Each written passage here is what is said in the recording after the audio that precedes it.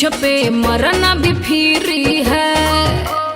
धीरे धीरे अंगुरी से मुझे टच करना भी फ्री है। बाकी मिलेगा नहीं लोभ के मलाई,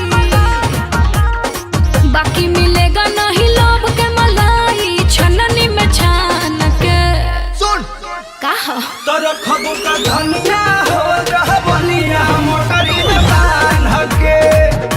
तोर खबू का धनिया हो रहा बनिया मोटरी में बांध के।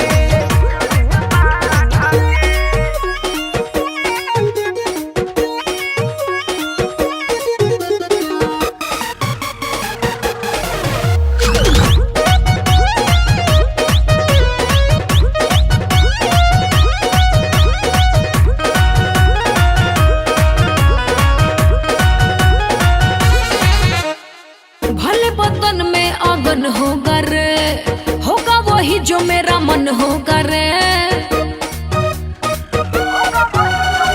भले बदन में अगन होगा रे, होगा वही जो मेरा मन होगा रे। भलू से आन जान कबले बचा के रखबू हो। मरद के माजा मरहिया में बोल कहिया चखबू हो। झूठे करे लगा है हमसे लड़ाई, झूठे करे लगा है हमसे लड़ाई। सीना ऐसा तान के तोर खबू का धनिया हो रहा बनिया मोटरी में बांध के। तोर खबू का धनिया हो रहा बनिया मोटरी में बांध के।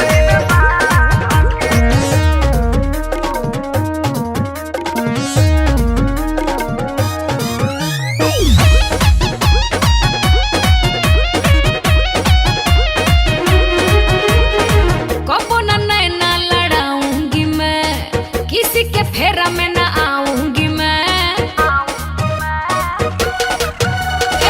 कबो न नैना लड़ाऊंगी मैं, किसी के फेरा में न आऊंगी मैं।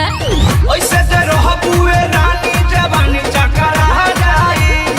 पड़ जाई पानी जड़ी में तो कली खिला जाई। ज्यादा बिगड़ब तो ठीक नहीं होई, ज्यादा बिगड़ब तो ठीक नहीं होई। बंद राखो जुबान के। सुन बोला तोर खबू का धनिया हो रहा बनिया मोटरी में बांध